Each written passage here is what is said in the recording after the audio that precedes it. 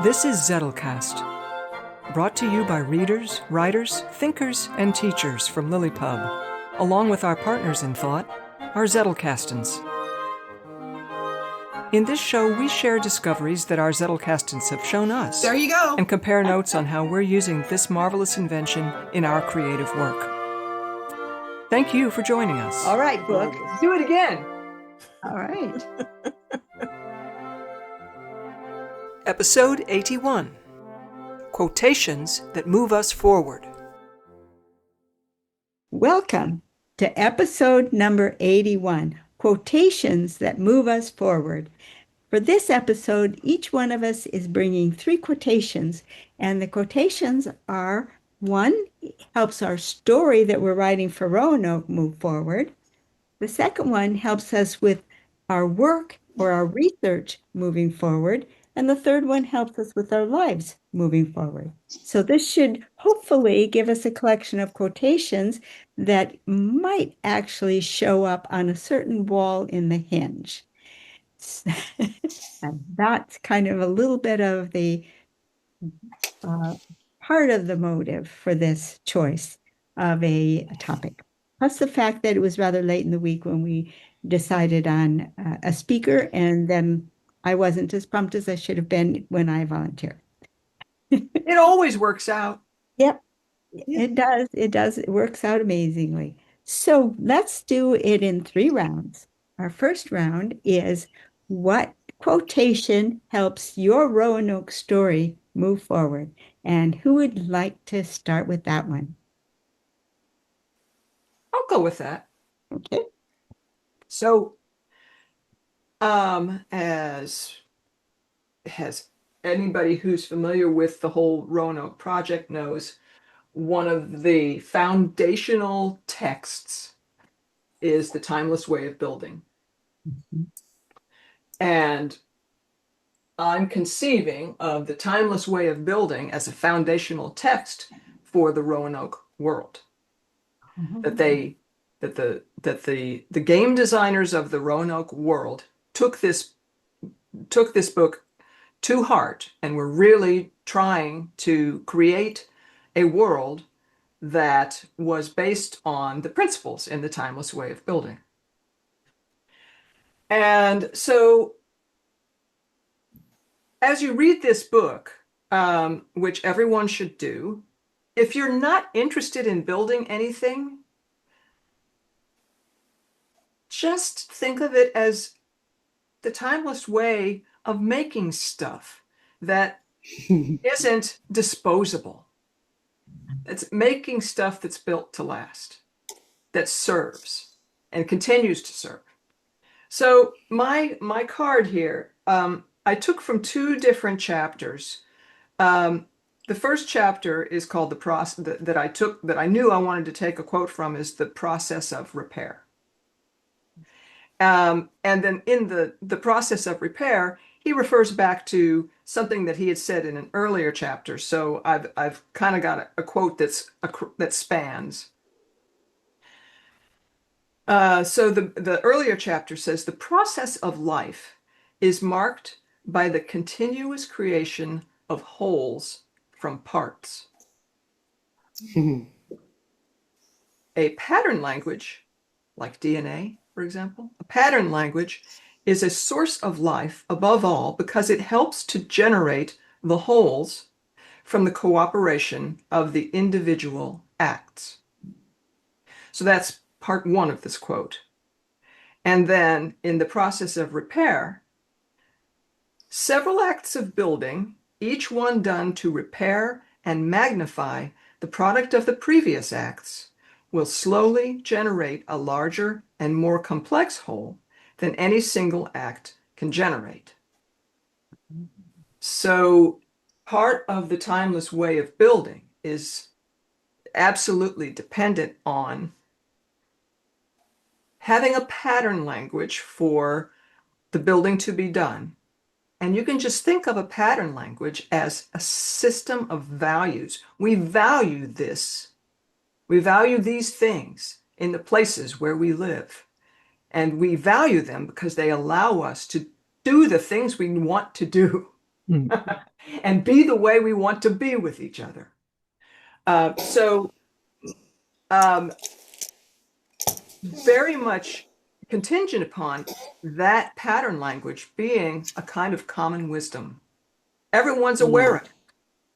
And so when I go to build a garden shed, I'm aware of the pattern language between me and my neighbor.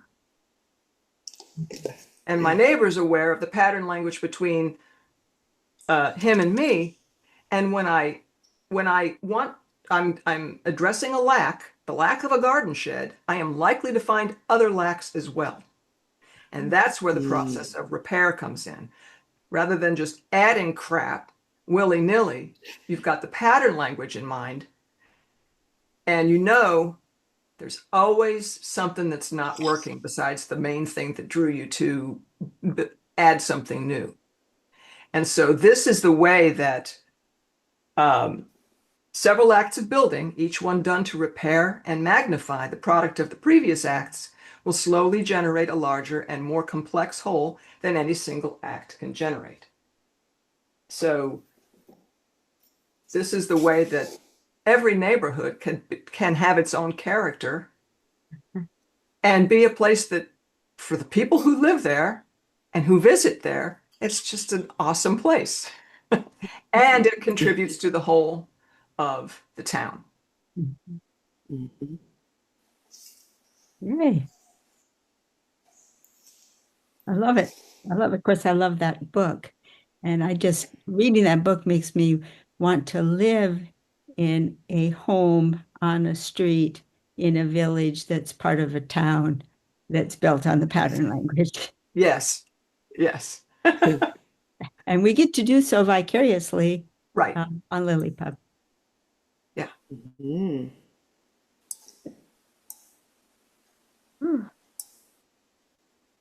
Since we're talking about language, I can go. Okay. So I thought about this one a lot, even though the prompts came in a little later. I found myself drifting back to this question a lot because I have a pretty firm grip on my little character and what I want her to do. And then Julianne and I had an author conversation offline that kind of set me thinking. And as a result of thinking about how I want to move my character forward and what that means for the world, in the context of our conversation, I chose this. It comes from Albert Einstein. And it's from an interview that was printed in Life magazine in 1955 called Old Man's Advice to Youth, Never Lose a Holy Curiosity. And he says, the important thing is not to stop questioning. Curiosity has its own reason for existence. One cannot help but be in awe when he contemplates the mysteries of eternity, of life, of the marvelous structure of reality. It is enough if one tries merely to comprehend a little of this mystery each day. Wow, fabulous. Yeah. So I picked it because it kind of embodies for me, as I get further into the world and start to think about how to move through it and what different bits of the economy mean and the way that people show up in this world. And I felt like curiosity has its own reason for existence, kind of nailed it for me. But I won't say anything else. Oh, bravo. And is it helping you coalesce your Alex a little bit more in your mind? Yeah, because I thought, as I was thinking about, it's enough to just have a little piece each day.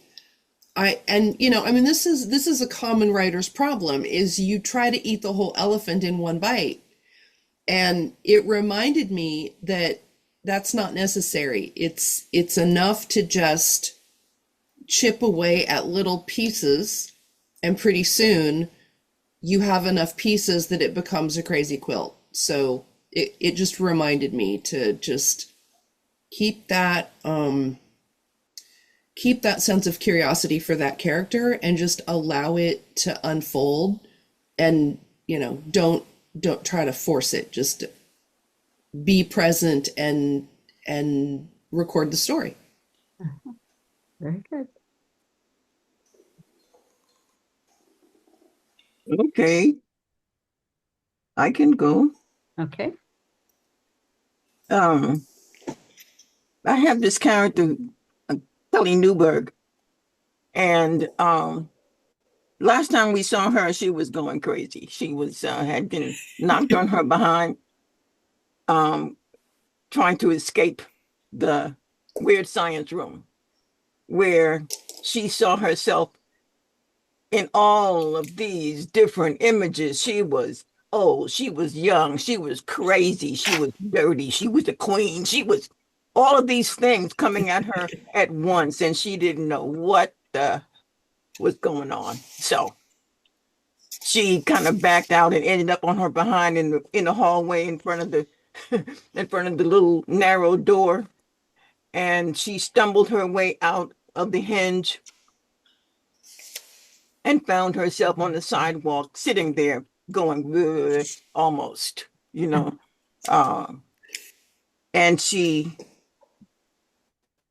then she remembered this quote, which is, your primary job is time allocation. Primary job is time allocation. And she said, huh? Because all she wanted to do was to scream, time out.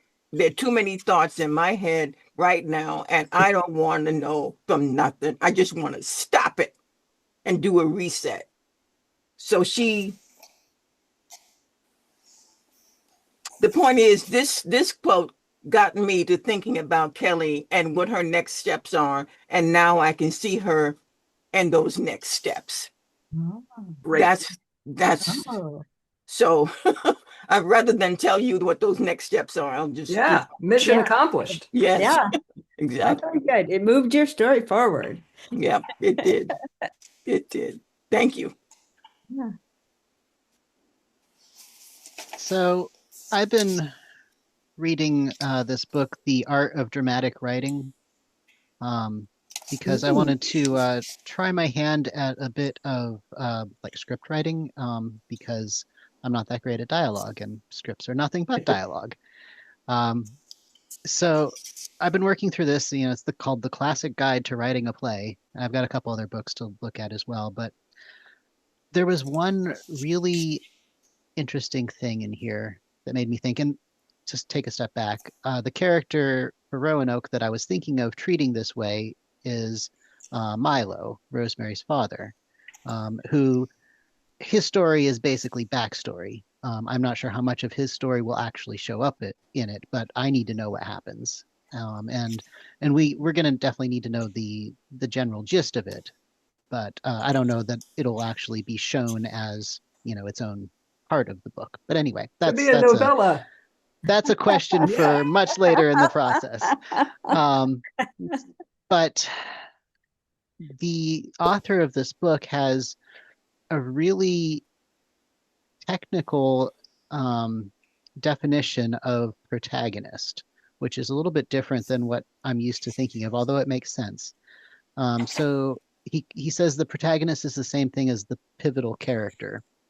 And the pivotal character creates conflict by acting on a great desire, and this conflict moves the play or the story forward. And the character whose actions begin and continue the story is the protagonist, which is a much more structural and procedural definition than, most people just sort of have a general idea. The protagonist is the good guy or your viewpoint character. But by this definition, for example, the Harry Potter series, Voldemort is the protagonist. It's his desires and his actions that are moving the story forward. And, Harry and everybody else are reacting to that. They have their own little Mhm. desires, but their desires don't drive the story really. And once they finally defeat Voldemort, then what do? They all do? They all go on to become minor bureaucrats, basically, and their stories end. Um, so Voldemort is the protagonist by this definition. Structurally, he's not the good guy, but his actions and his desires are what move the story forward. And that's kind of a paradigm shifting definition there, at least as far as what I had in my mind. And so I've really been noodling on that. I don't quite know how that's going to affect the story, but that's that's the thing that has been most um, poking at how I'm going to approach the story. Yeah. I mean, that is fascinating. And the Voldemort example is so perfect to like make it click in. Hmm. And Milo doesn't have to be a supervillain. Oh, he's not. Oh, He no. could be a Yeah. minor villain and still, you know, But, he does have some desires and they do have some consequences that other people have to deal with. yeah. Yeah. Wow. Very, very interesting. He's certainly the protagonist of his own story. Yep. Yeah. All right. Oh, that's fantastic. Well, mine is a quote from C.S. Lewis, and it's from his 2000 essay collection and other short pieces, but it was quoted in a book by Anna Verzbinska, What Christians Believe. That's where I got the quote from. And the quote is, I have come to the conviction that if you cannot translate your thoughts into uneducated language, then your thoughts were confused. Ooh. I love that. Yeah. And it really gave me a framework around which to construct the interaction that will take place between Helen and Teresita. Mm. Because Helen is the one who's been looking for the joyful back and forth of a conversation that moves and flows, and everybody's having a good idea, sparking off each other's ideas, and she's missing that because her kids are growing up and having lives of their own. And everything she's trying is giving her a dead end. And so she ends up volunteering at school where everybody's already got their roles, and she still ends up getting shunted off to the side. Teresita comes into the school system because it's now known that she has more mental capability than they thought, or at least there's good reason to suspect so. And she gets recruited as Teresita's voice coach. Well, Teresita can barely form words and has rather interesting approach to the link, non-language approach to the link. So she's still not going to get what she wants. But what's going to happen, and why this quote helps, is that she's going to be trying to explain one thing after another, tell Teresita one thing after another, and it's all going to go over Teresita's head to the point where Helen is about to conclude that, well, they were wrong. She really doesn't have much mental capability. Mm. And then Teresita is going to explain something in very, very, very simple terms, very, very simple language, very basic language that is very profound. Mm. And Helen will get it. And that'll be the turning point in the relationship. Whew. Nice. Wow. Yeah. Okay. Gosh, I want to read this book. Let's get going. Yeah. Right. Come on, we want to read your book. Julianne, Victoria, Mel, Deb, we want to read your books. Okay, next round is a quote that moves your work or your research forward. Who would like to start us off? I got mine. Well, actually, there are two, and I don't know which one to So I'll give you both of them. Sure, sure. Okay, so the first one is your audience, and this is, your audience doesn't want to be taught. They want to be understood. Mm.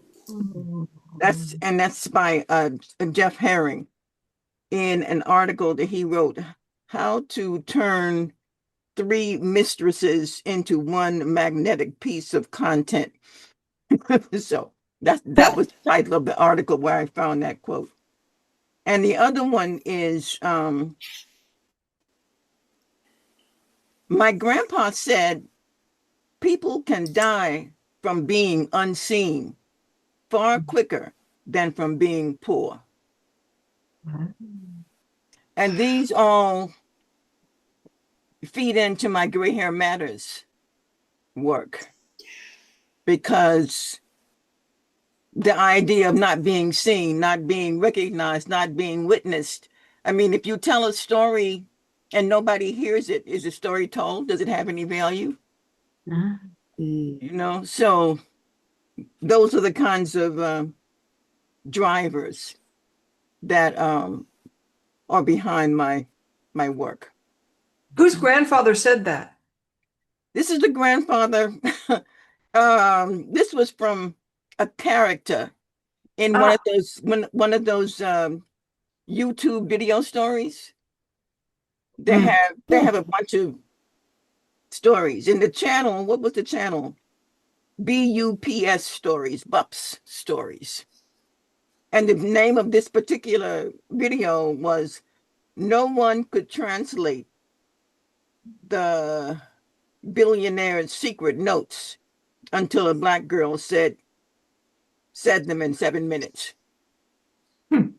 So they had, it was the whole corporate boardroom kind of thing. Everybody's trying to figure out what's going on. And this little girl who's there because her mom is there cleaning, and she had no place to be.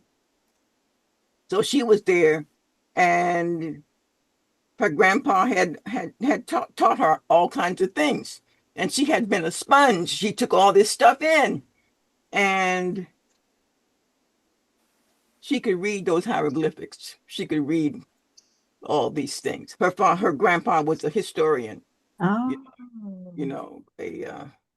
An architectural historian. So, and everybody thought he was a little nutsy cuckoo, but she just listened and listened because she loved her grandpa. And so she took it in, and she saved the day. Okay. Very Cool. Right. Yeah. So, but the idea is you need to be seen and you need to be heard. So. And, am I supposed to tell part of the story? No, I'm not. No, this is how groups work. This part's on your work, so that's fine. You don't have to, say whatever you want to say and nothing more. I'm done. Okay. Okay. Well, mine kind of follows on from that a little bit, because my current area of investigation is about the way education was done in the Middle Ages, to the extent of the people who had access to it, which weren't a lot, but in the monasteries to start with. And one of the things that follows on from what Deb said was that they had this idea that reading didn't count as reading unless you actually digested what you read and incorporated it into yourself. Like if you just ran down your eyes down the page and saw the words and spoke them in your head, that wasn't reading. It wasn't until it's actually you yourself see them and incorporate them that it becomes reading and you have read. But following on from that, the quote that has sent me off on my current rabbit hole, which I'll be writing about in a few issues. Composition in the Middle Ages is not particularly an act of writing. It is rumination, cogitation, dictation, a listening and a dialogue, a gathering of voices from their several places in memory. And there are stories of various medieval writers. Uh, Thomas Aquinas was particularly well known for this, where they and he would spend hours talking to themselves, essentially, or meditating, and then have a draft in their head, and then they would dictate it to a scribe who would write it down for them, and then they'd do it again. And I'm like, this is a really interesting idea, and I wonder if I can use this process of discursive meditation as composition. So I've been practicing, trying that out, and I'll be writing about that pretty soon. That's great. Yep. Yeah, my character, Kelly, is going to be using free writer's prayer. So she's right in your corner, Mel. Just what you're talking about. Yeah. And I'm in your corner, Mel, too, because I've been doing it verbally, my discursive meditation verbally, and picking it up, and then using it as prompts to help me, organize that. So here's the whole thing. Now, what order do I want to put it in? Yeah, you've got your scribe around your neck. Yeah. Wonderful. I can't wait to read that issue. That'll be perfect. Well, mine is tangential. My quote, it's two quotes, much like Deb, I've got two quotes. They both come to me through kind of my own foundational text, which is Harmonic Experience by W.A. Matthew, W.A. Willem Alaudine Matthew. And Alaudine is the name he goes by when you get the chance to speak to him, which I am honored to have. And the tangential relationship here to what Mel was talking about is that this quote comes from a chapter called Internalizing the Lattice. Now, the lattice is a way of thinking about specific harmonic relationships that we're all very familiar with. And we kind of take them as like, well, that's do, re, mi, fa, sol, la, ti, do. We just take that as a given. And there are there's a lot of history to that.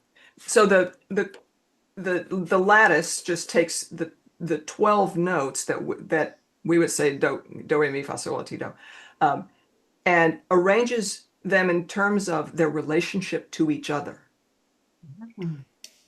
And their relationship to each other, Kathleen, is driven by prime numbers. Ooh. Ooh. And so the thing about prime numbers is that they don't intersect. Yeah.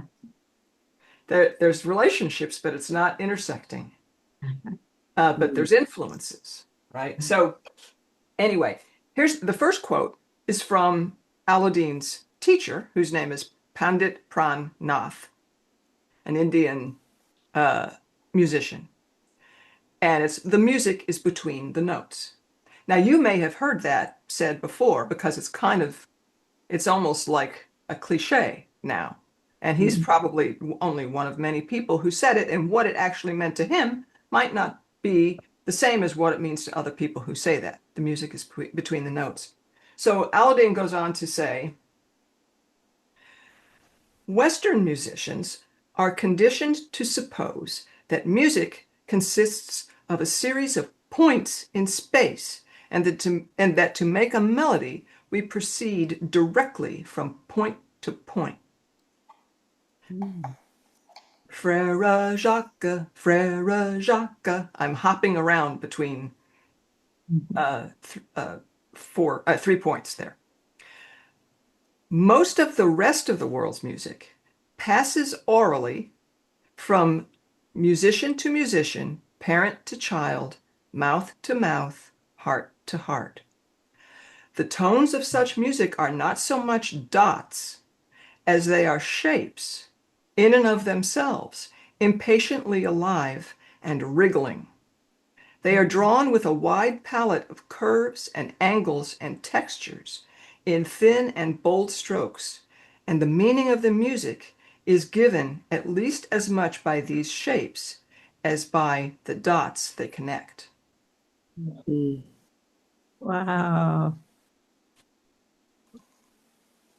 Wow. So internalizing the lattice it's really all about getting this inside you. And this particular section of that chapter says, tell me again why I should be doing all this singing.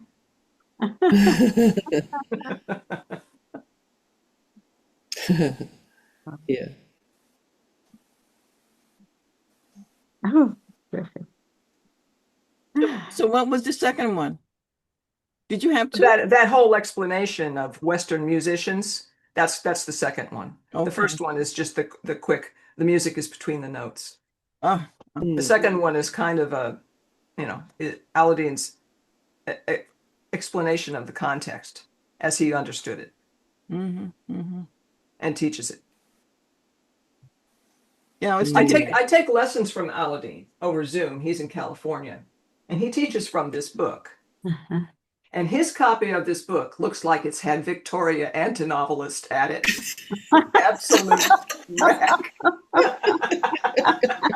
The spine is so broken, and the pages are falling out. It's a 500 some page heavy book, and each student gets what they need. He doesn't necessarily, go in. He started me in chapter 10. Wow. And then we backtracked a little bit because there was some stuff that I clearly hadn't mastered. Fabulous. Nice. Well, I can follow that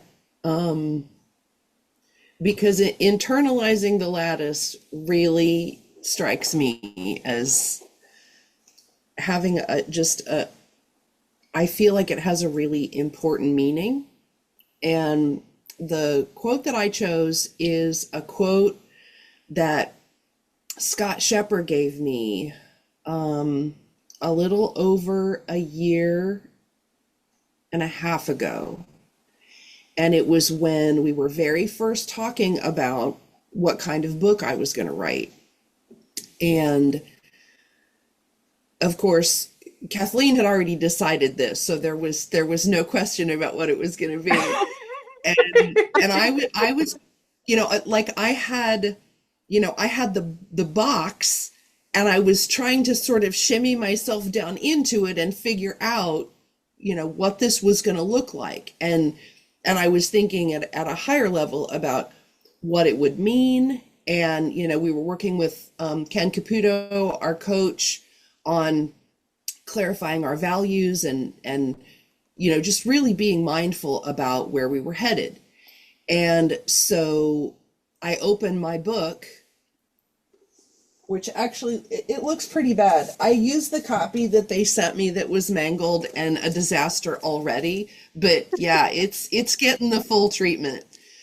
But I opened my book with it because it really encapsulates for me not only kind of what my mission is, but more importantly, when it gets really hard, and this is perfectly relevant because I'm writing my monthly newsletter, and I'm also writing a textbook, and I got some not so fun news this morning from, we'll refer to them as my editorial team of beasts, who basically said, you can't do that. You can't do that. And I'm like, oh yeah? So my quote, it reminds me, and I have it everywhere. It's on all of my computer screens. Like I said, I opened my book with it. It's literally everywhere I look. And my daughter is at this very moment in time designing a tattoo around it. It means that much to me because this was the first time that someone had invested in me the way that Scott did. And it's by Schopenhauer, and it says, talent hits a target no one else can hit. Genius hits a target no one else can see. Mm. And for me, so often I find in the work that I'm doing, that's something I say to myself all the time. I can't see it. I can't see it. And it reminds me of something that a chess teacher said to me when I was a child. I studied chess from the time I was 5 until about I was 11-ish. And he always used to say, I would move quickly, and then we would go back and unpack all the mistakes I made. And so he drilled into me, don't move until you see it. And so it was so meaningful so many years later that Scott gave this quote to me as kind of a guiding pathway forward. It's okay if you can't see it. It's there. You know it's there. And it's okay. You just have to know that it's there. And so for me, it encapsulates knowing that the thing is there and taking the leap of faith to manifest it. So that's what I picked. Oh, fabulous. Whoa. Yeah. Great. Wow. So with mine, we're going to go from life's mission to the point I'm working on today. So this does advance my work, but we're got little blinders on and we're saying, okay, I'm sitting at my desk this morning. What's it going to move my work forward? So this one came out of a book, and everybody's showing the book that they use.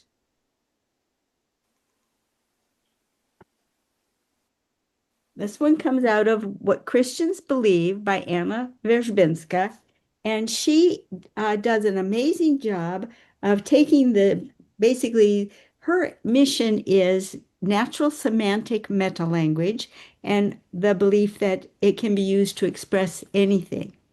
And in particular, so she takes on the beliefs of the Christian faith in this book, explaining it using a very, very limited set of words. You can put them all on a couple of cards, and you've got the full vocabulary that she can express everything with. And so the quote is a little bit longer than what I used this morning. I just used the first line of the quote. And she gives a definition of God in natural semantic meta language.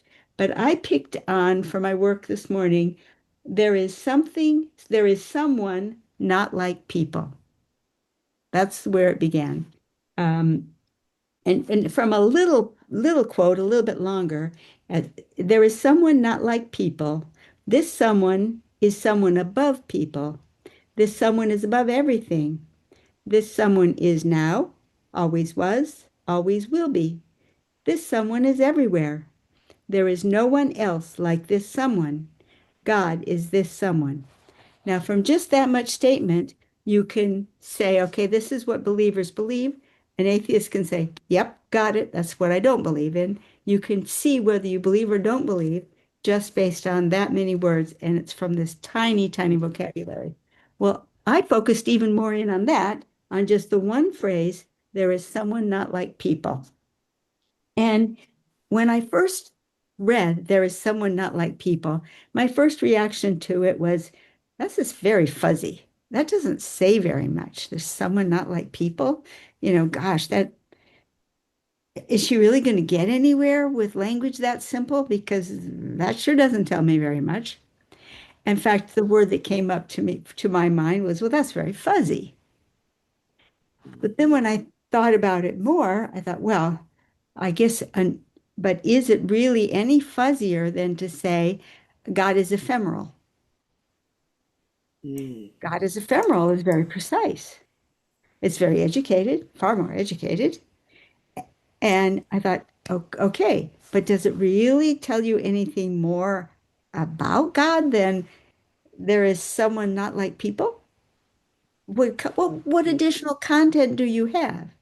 But the fact is, there is additional content. And that's what moved my work forward this morning. Ephemeral, and I didn't express it in natural semantic meta-language, but I plan to do so at one point in time. Part of ephemeral contains an unwritten statement. You're never gonna figure it out. Ephemeral lets you package it, encapsulate it. Ah, it's ephemeral. Oh, okay, I got it. Put it on the shelf. You're done. You're finished. Yeah, you got it. So it's crisper. It truly is crisper because everything mysterious got packaged into that one word and encapsulated. Ta-da! We've conquered it. Whereas when you say there is someone not like people, boom, a whole host of questions explodes. What? What do you mean not like people? In what way is this someone not like people? And well, what are people like anyway? I mean, how would I say what people are like that to know that someone was not like people? I mean, it explodes in curiosity, Yeah. the word that came up earlier. It's vibrant, it's living. And so this phrase that that is so, it just feels like, did you really say anything? Is very powerful. And it is part of reinforcing to me the power of natural semantic meta-language, which right now, as I'm working rather intensively for my first newsletter that's due out in like October or so, where I really am going to need this. I I am committed now. I'm working with True Shields. Um, I am meeting with them weekly, and they are evaluating my work and teaching me a great deal about natural semantic meta-language. True was a student of Anna Verbinska. So it's like a pretty close, um, you know, descendancy, which of course, when you're talking about, graduate level work, PhD level work, it is a discipleship.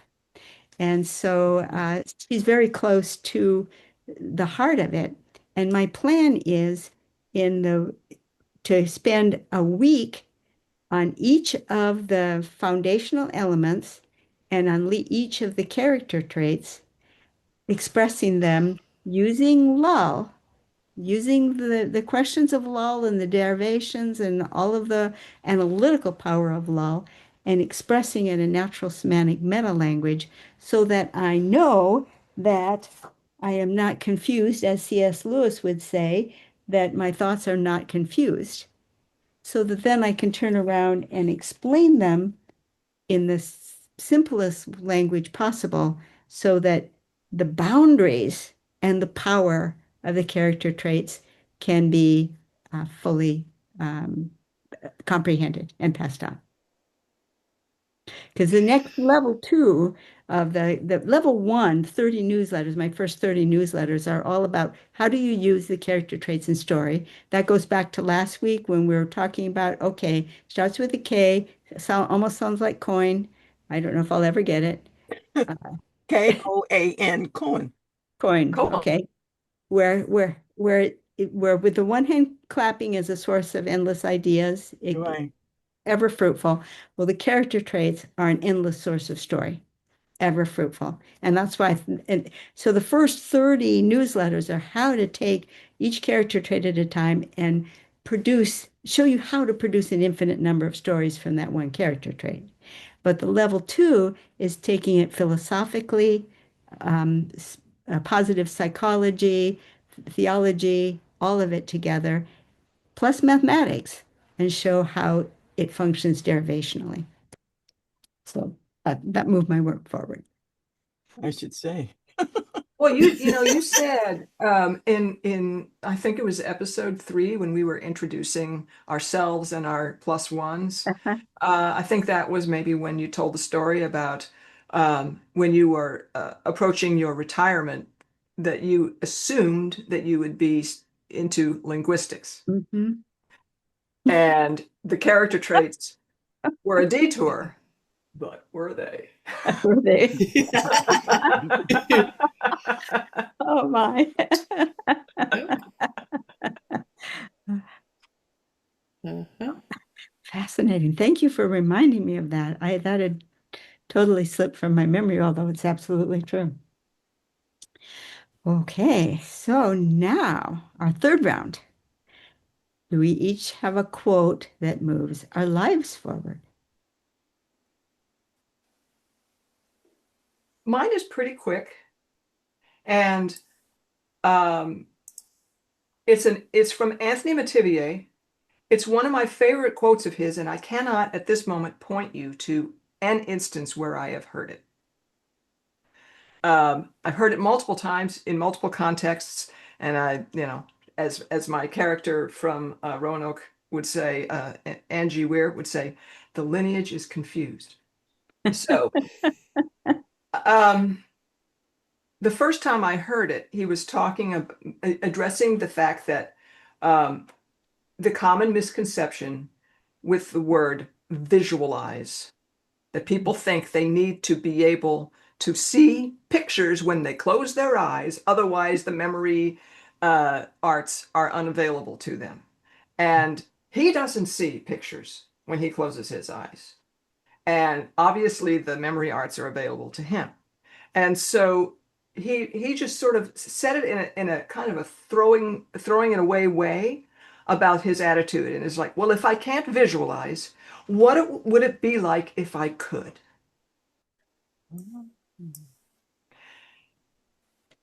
And that formalization is actually a template he uses. If I can't X, what would it be like if I could? Mm. And the way I've taglined this is it's his formula for transforming lack to creative energy. Because you can just feel that, you know? Victoria, if I can't see it, well, what would it be like if I could? Mm. And that just like, whew, that's incendiary. Wow, it closes the gap Yeah. and opens the Yeah. possibilities. Yeah.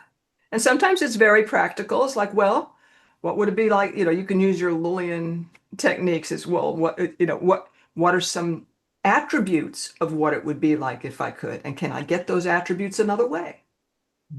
But just to it, it feels to me like it fertilizes the field so that your curiosity is more receptive for the seeds that are all over. Oh, wow. I feel like John Michael Greer may have given that advice at one point too, um, Could in be. terms of memory techniques, because the way I remember it was, well, you say you can't visualize, but what would you see if you could? And Yeah. usually that can get you past the block. Um, I have a similarly short but profound and all-encompassing quote.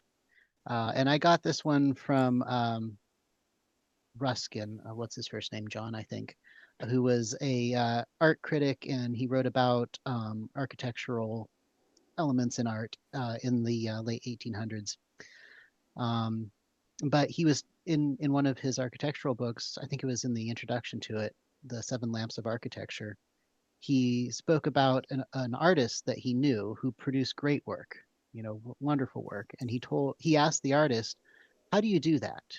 What can you tell me about how you do that? And the artist thought for a moment and said, well, I guess you just have to know what to do and then you do it,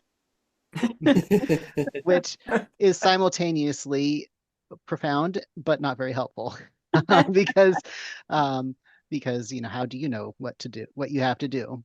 But basically, you can encapsulate or refine down most of the like personal development and time management and all of those sorts of fields into knowing what you need to do, figuring out what you need to do, and doing it. Those are, if you get right down to it, those are the two things that you need to do. Yeah. And I'm currently reading Principles by Ray Dalio, which was recommended on another call, and it's quite good. I'm enjoying it, but a lot of it really does boil down to know what you need to do and do it.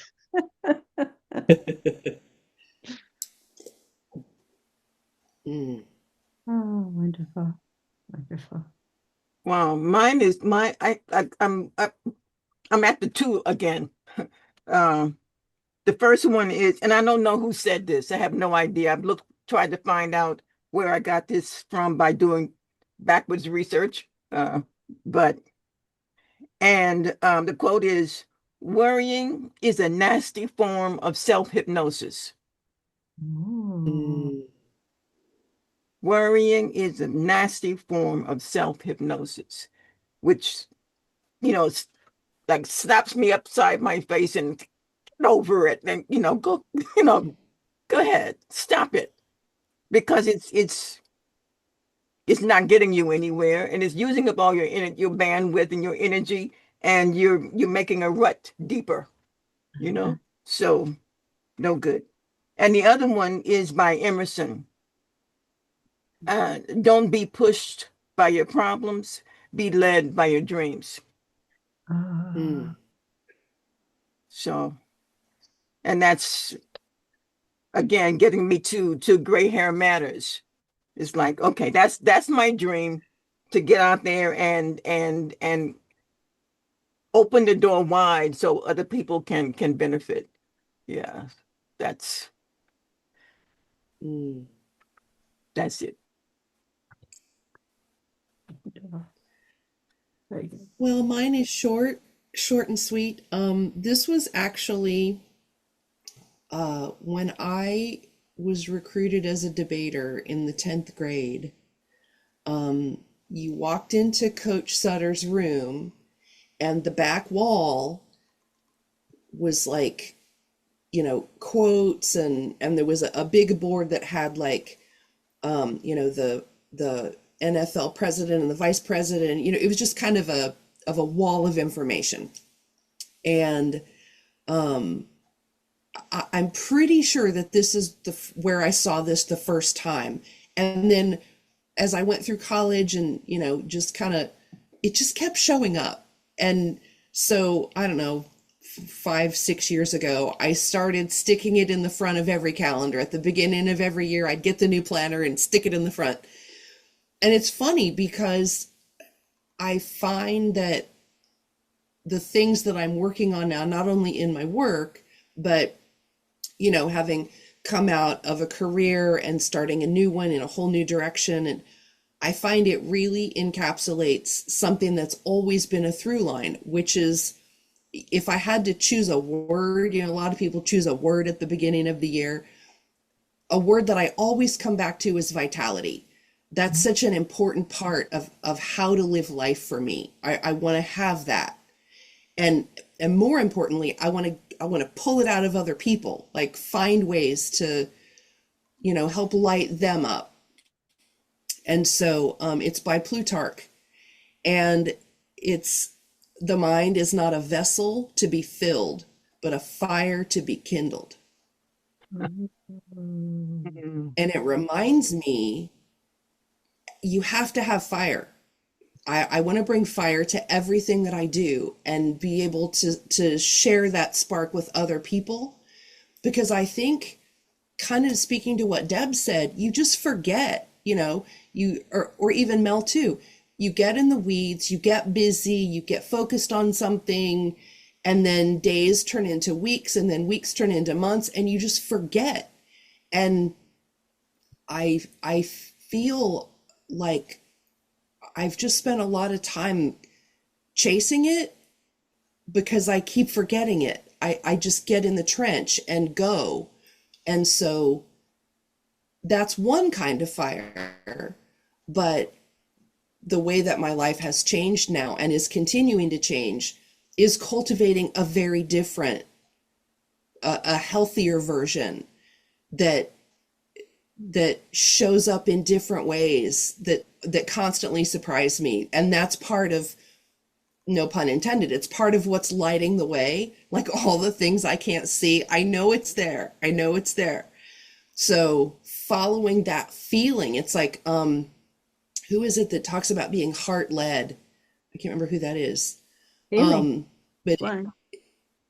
yeah.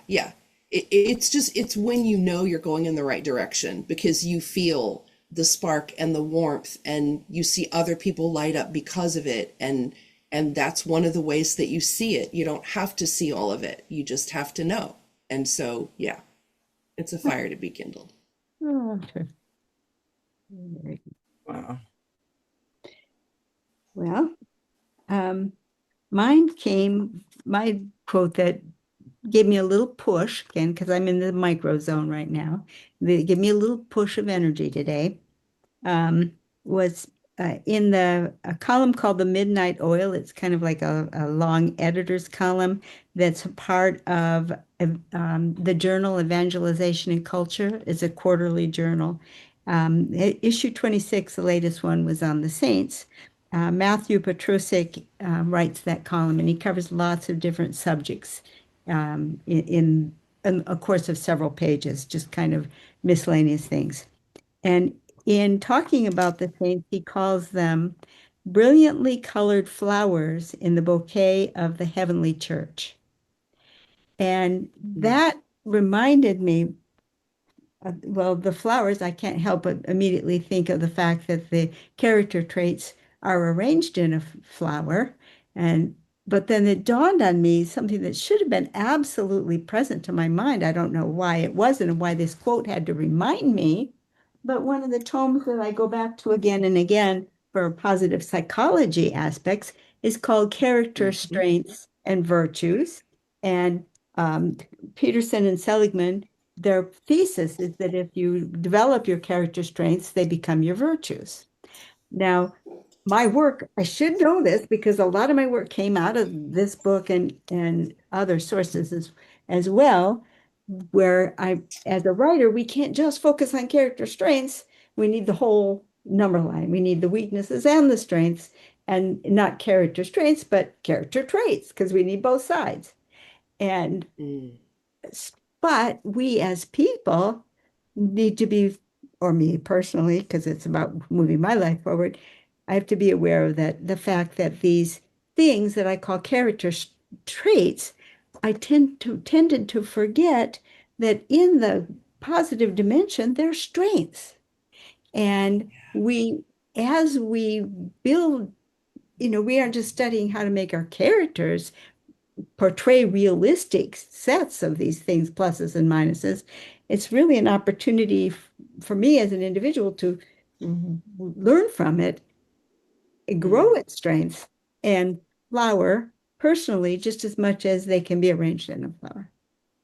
So that was my little emotional burst that I shared. Wow. This was great. Yeah. I needed this today. This was great. Yeah. Well, thank you all. This was very, very, very inspiring. And I think we should probably all commit to putting our quotes on a card for the benefit of a certain wall that's coming up in the Henge. Yeah. Do you want to explain to our readers? Is there something you can share with our readers, Julianne, about that wall? I've actually read a piece of the story that talks about that wall. So I refer to it as the Epiphany Taffy because that's a portmanteau of epiphany and epitaph. Mm-hmm. And it is the entrance to the henge is covered with these little buttons.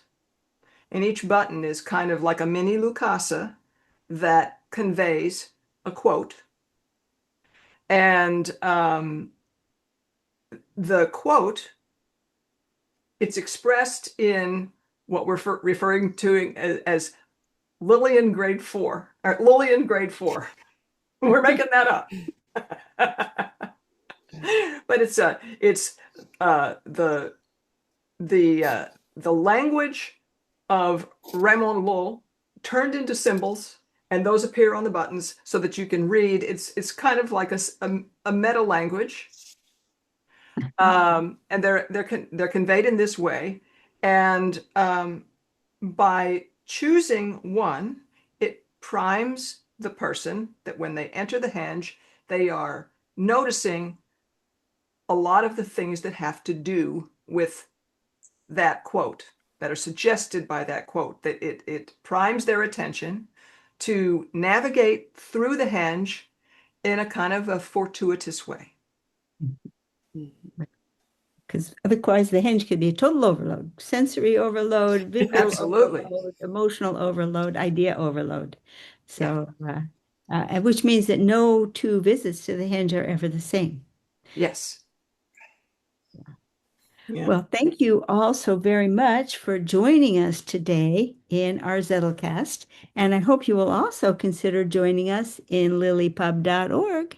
It's where we are when we're not hanging out in YouTube land. We hang out in LiLLiPub, and we do have an awful lot of fun. We'd love to see you over there. And thank you for watching our story grow with us and our pursuit of our Zettelcast. Thank you. Thank you. Bye-bye. Bye.